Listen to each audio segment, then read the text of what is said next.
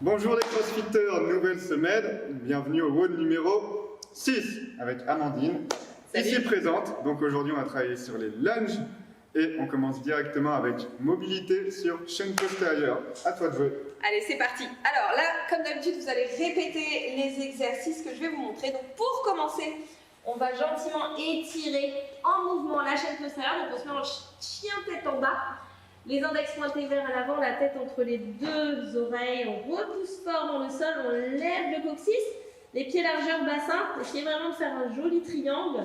Et ici, en expirant, vous allez descendre les talons au maximum vers le sol. Et replier les genoux jusqu'à ce que les cuisses touchent les côtes. Et durant tout le mouvement, on garde les fesses en l'air. Ok, on ne finit pas en planche comme ceci. La tête reste entre les deux épaules. Il y a 6 répétitions à faire.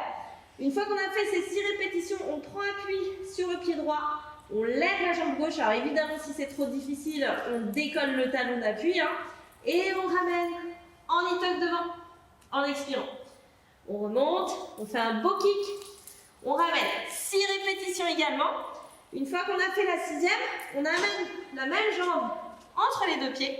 Et là, on va venir, attention l'équilibre, donc il faut bien garder l'écartement à la largeur du bassin entre les deux pieds. Ici, on va venir, alors vous faites comme vous pouvez au niveau des pieds. On va venir lever le talon, hop, avec les mains au sol, sur le tibia, où on attrape, j'ai dit lever le talon, c'est la pointe de pied. On attrape la pointe. Et ensuite, on fléchit la jambe arrière et on pousse le bassin en arrière. Et on alterne comme ceci, 3 fois, en allant chercher un petit peu plus loin l'étirement à chaque fois. Ok, 3 fois. Et ensuite, eh ben, on se remet en chien tête en bas et on fait la même chose de l'autre côté. Ok? Une fois qu'on a fait les 2 exercices avec l'autre jambe, on se met en planche inversée, les doigts tournés vers l'extérieur ou vers les fesses mais pas vers l'arrière. La poitrine en ouverture, pied largeur bassin. Et ici on va venir soulever les fesses, mais pas que, en levant une jambe. On cherche vraiment à aligner genoux, hanches, épaules. On inspire, on descend, on pousse. Comme ceci, alterné, 10 répétitions. L'ensemble de ces mouvements, il va falloir le répéter encore une fois pour faire 2 tours au total. Warm-up maintenant, vous allez faire 3 tours de 20 mountain climber, 20 air squat. Mountain climber en position planche, on serre les fesses, on gaine les abdos et on monte de manière alternée chaque genou. Essayez d'être tonique plutôt que dynamique. En gros, ne confondez pas vitesse et précipitation. Ça va être, voilà, passe ça. Ça va être un peu comme s'il y avait un sac de frappe devant vos mains et comme si vous alliez voir frapper dedans très fort, d'accord? Pas de vitesse avec un relâchement abdominal trop fort, d'accord? Restez bien gainé. Et ensuite, 20 air squat. Standard, le buste droit, on ouvre les genoux vers l'extérieur, on casse la parallèle, 20 et 3 tours en tout, 20 de chaque. Ensuite, renfort, travaille sur les fentes.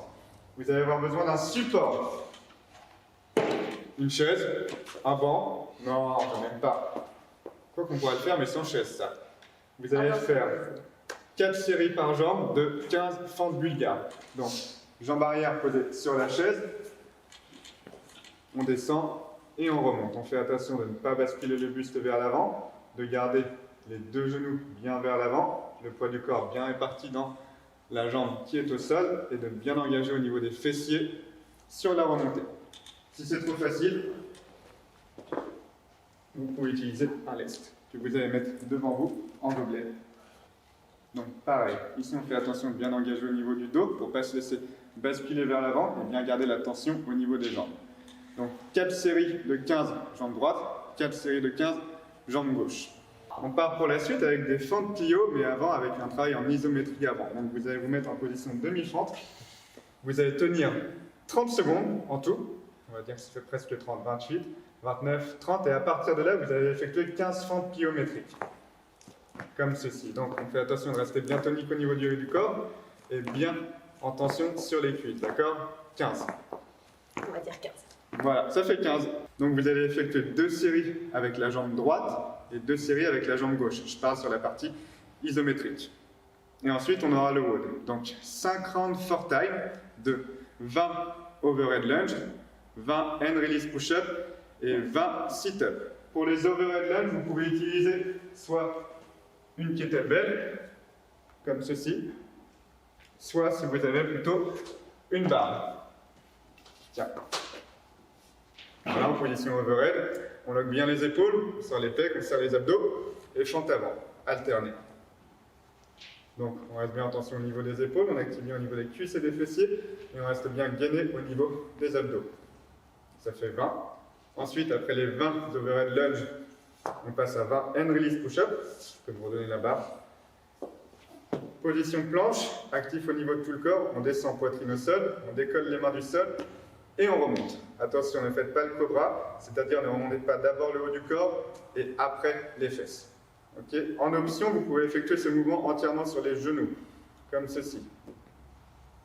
Donc 20 aussi. Et ensuite, 20 sit-ups. Les pieds en papillon.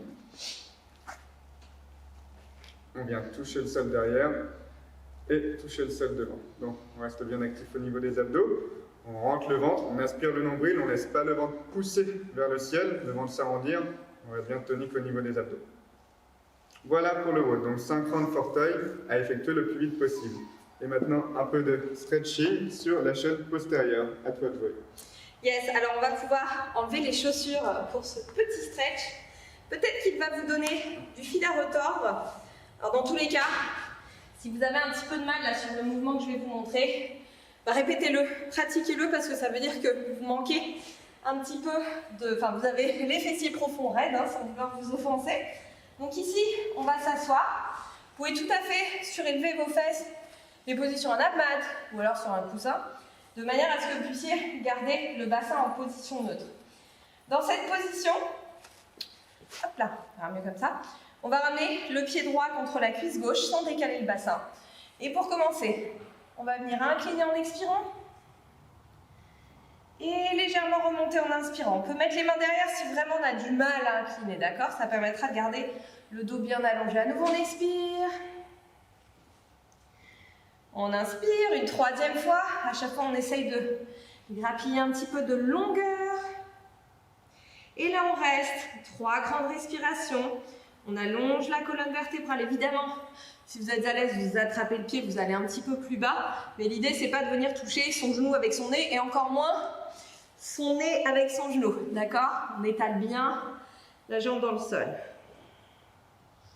Une fois qu'on a fait les 3 grandes respirations, pas des répétitions, le pied qui était contre la cuisse, et là, ça va être un petit peu plus chaud pour vous les crossfitters, on va ramener le talon dans l'aine, ici.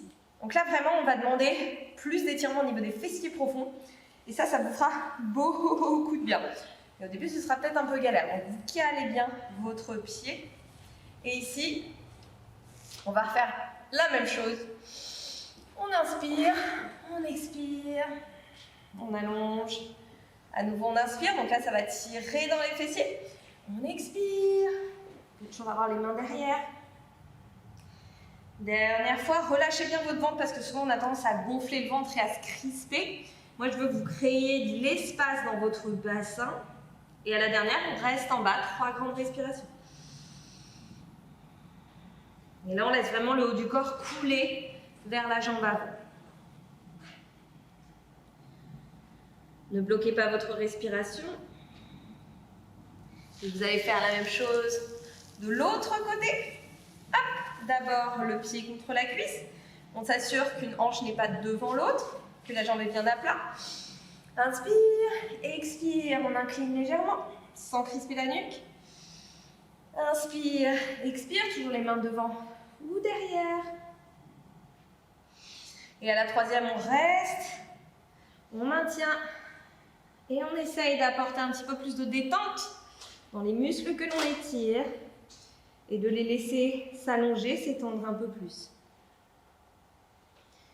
Alors au début, peut-être que vous êtes en train de vous dire « Non mais attends, s'allonger c'est bien gentil, mais moi je suis complètement bloquée. » Ben, c'est justement raison de plus pour pratiquer régulièrement, pour redonner de la longueur aux muscles. On se redresse naturellement, sinon il continue à se rétracter, puis après on se transforme en bloc de ciment, c'est pas génial. On ramène le talon au niveau de l'aine, encore une fois. Là. On essaye de bien descendre le genou, ça va pas être forcément évident au départ. Encore une fois, ne soyez pas frustrés. Inspire, expire. On allonge. On relâche légèrement l'étirement et on expire, on va chercher un petit peu plus loin. La respiration, c'est elle vraiment qui va transmettre le message de détente aux muscles que l'on est en train d'étirer. La dernière, évidemment, reste en bas. On peut attraper son pied s'il n'est pas trop loin. Et on imagine vraiment l'espace qui est en train de se créer dans le bas du dos, dans le bassin, derrière la jambe. Toujours sans crisper la nuque, toujours le ventre relâché. Très bien. J'espère que ce moment vous a été très agréable. On se retourne. Hop. On se place en chien tête en bas, on descend bien les talons dans le sol. Si on peut, on soulève les orteils devant. On marche vers les mains. Et on fléchit, on déroule. Inspire. Et relâche. Merci à vous. Faites bien cet exercice sur la chaîne postérieure car, comme elle l'a dit, beaucoup de crossfitters sont très raides, surtout au niveau ischio-fessier. Ça vous permettra d'améliorer vos exercices sur les squats profonds et d'avoir moins de tension aussi après les rows. Merci à toi Amandine. Merci. Donnez-nous vos scores, allez le plus vite possible et bon road à vous. À demain. Ciao.